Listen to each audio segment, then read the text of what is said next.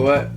Okay, maybe you think that because this channel has over 1,100,000 subscribers that maybe the process of getting a talent visa might have been easier.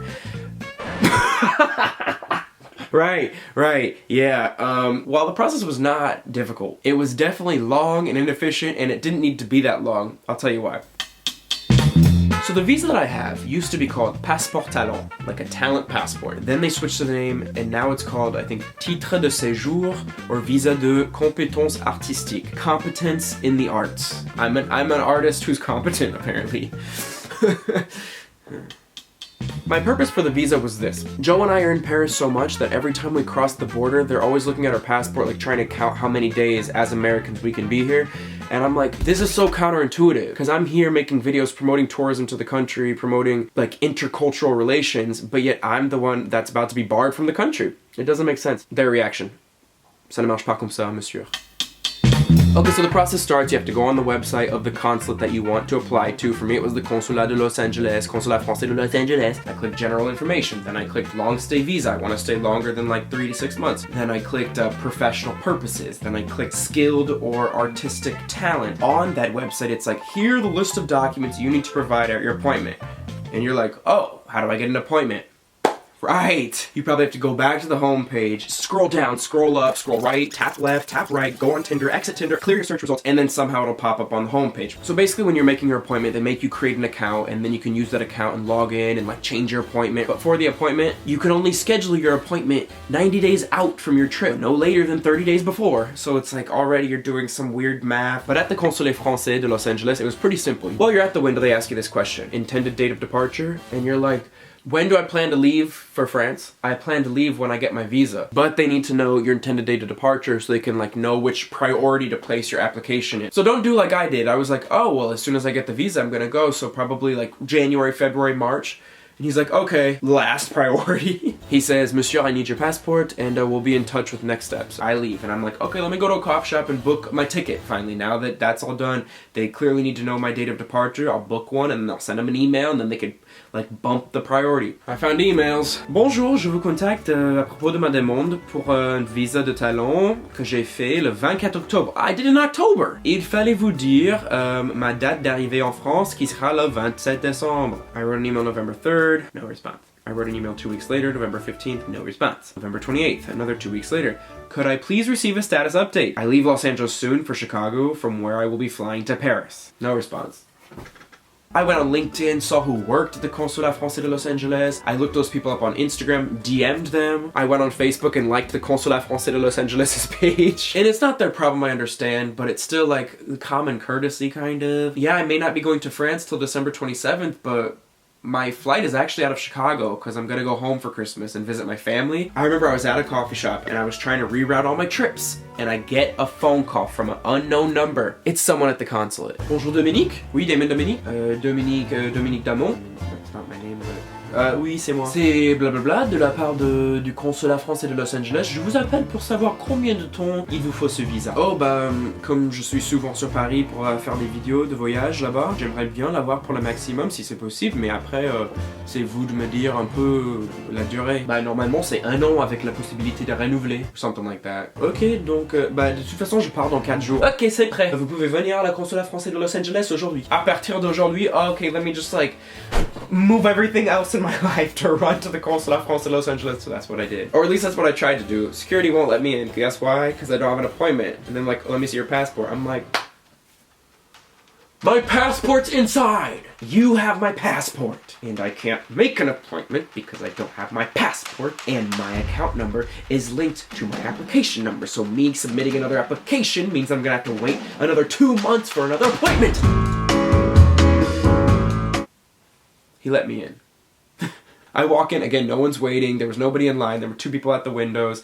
I walk up, he hands me my passport. That was not hard. Look, I understand that there are so many different government functions that are incredibly complex and complicated, but also I just feel like there are some things that could be so easily changed, like with minimal effort. Clearly, the French government has money. Simplify. Redo the whole website in your face. And that's the end of part 1. Part 2. When you arrive in Paris, you have to look at the visa that's in your passport. Let me cover up all these numbers because I don't know which ones are important. They put this huge sticker in your passport. Passeport talent, carte de séjour à solliciter dans les 2 mois suivant l'arrivée. The 2 first months that I arrive in Paris, I have to try to get my carte de séjour. So remember how difficult it was to navigate the first website back in the States?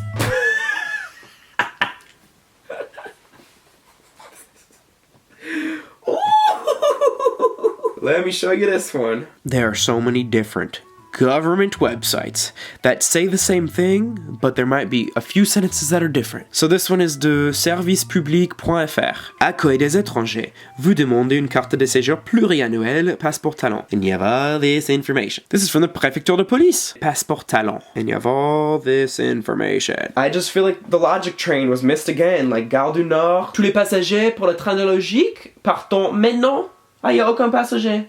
Ah, okay. I get it though, it's because I'm American, and so I think with American logic in here, it's not done that way. Si tu es français et tu regardes cette vidéo, tu me dis si c'est mon logique américain qui n'est pas exactement comme vous pensez ici, or if you agree that this just is way too complicated. Vous venez d'arriver en France avec un visa de long séjour. You just arrived in France with your long stay visa. That's what I have. I'm an artistic talent. Oh, that's not even a click down. Please contact the Service of Immigration by email. Now, mind you, we've already had bad experiences emailing these kinds of people. Pieces to like come with, basically. Another website. Okay, now we're on l'Accueil des étrangers. But mind you, this was l'Accueil des étrangers. So now we're here. You are a foreigner with a national like renowned talent, apparently. Oh, and then it brings you to this page. Okay, so now we're here. Okay, so here's everything you have to bring to your appointment. But how do you make the appointment? Nowhere on this page does it say make your appointment. So at this point, you give up on this one. Start. You live abroad, you live in France. I don't know. Do I live in France now? I guess I live in France. You must submit basically your application, I guess, at the Préfecture, like the government building near your house. And you're like, well, I don't have an address yet because I just arrived here. All passengers for the logic train, please board now. No passengers? Okay. Okay, so you found where you have to go.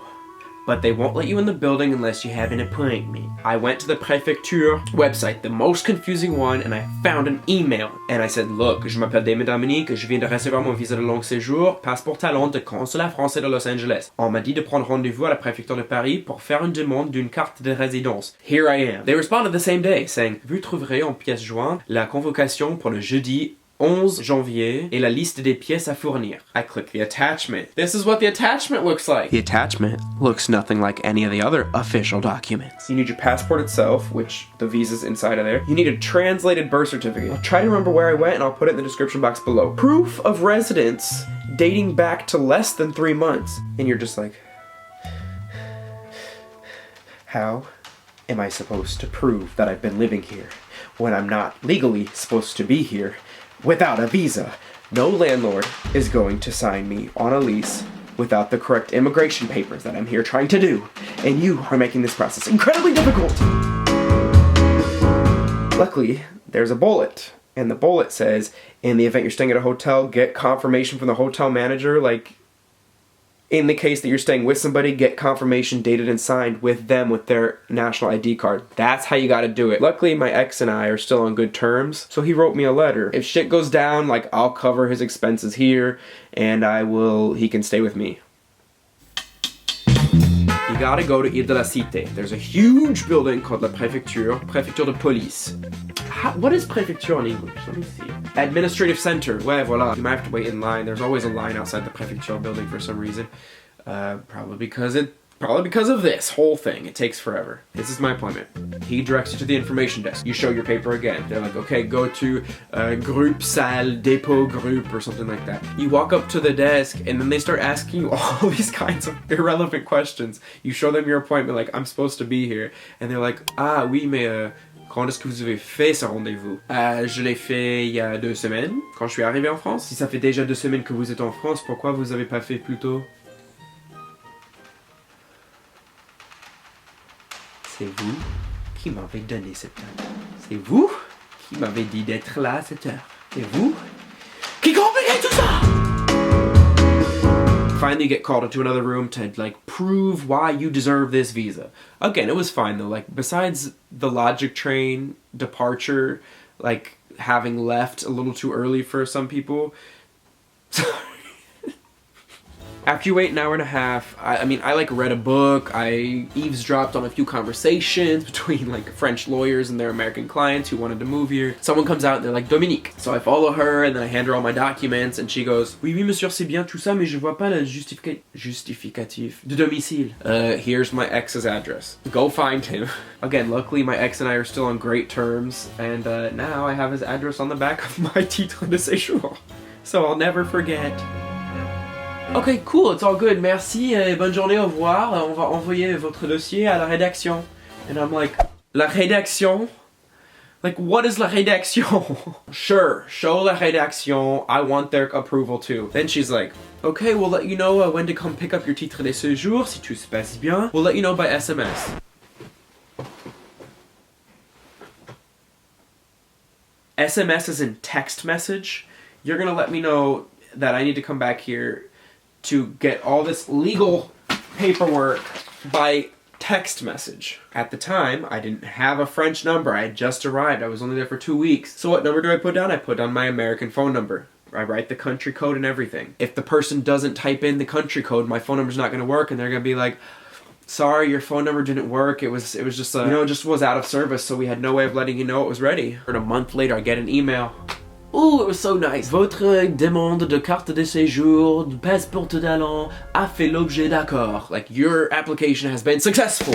Like, you got it. With no information of how to go pick it up, when I could pick it up, what I need to do now. Just like, congrats! So I respond every 2 weeks. Damon, Dominique, like send a fresh little application in. You guys said it was all good. Wondering what'll happen now. Like, what do I need to do? Can I come pick it up? And will I be rejected at the door? Just let me know. I get this email. March, April, 3 months after. Bonjour. Si vous souhaitez prendre rendez-vous pour déposer un dossier de demande, veuillez envoyer votre message à l'adresse blah blah blah blah. If you want to submit a new application, send it to this email? No, I want to talk about the old application that I've been working on.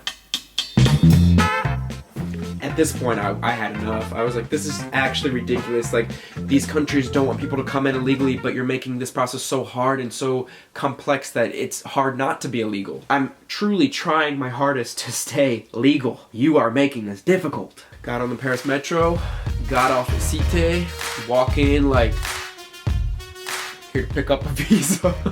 This is just careless at this point. I spent money, time, resources. I walk in, first security guard doesn't want to let me in because I don't have an appointment. I'm like, dude! Explain my situation, he let me in. I go to the information desk, same thing. Monsieur, you can't go up to the room you need to go to because you don't have an appointment. Yes, I will, because this is the situation.